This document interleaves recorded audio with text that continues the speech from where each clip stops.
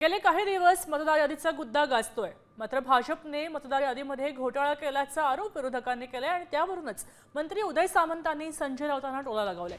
ज्यांनी कधी निवडणूक लढवली नाही त्यांना मतदार यादी काय कळणार आहे असं सामंतांनी म्हटलंय। मतदार यादीमध्ये दुबार नावं, मतदार यादीमध्ये चुकीची नावं हे काढण्याची प्रोसिजर असते, पण काही लोकांना मतदार यादीच माहिती नाही हो।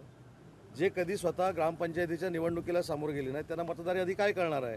मतदार यादीमध्ये जर दुबार नावं असतील, जर मृत नावं असतील, जर अजून काही नावं असतील तर ती तक्रार करून काढण्याचे अधिकार हे निवडणूक आयोगाने सर्वसामान्य मतदाराला दिलेले आहेत।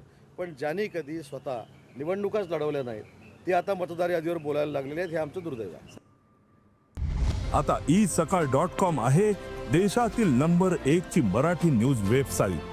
प्रत्येक अपडेटसाठी isakal.com ला नक्की भेट द्या।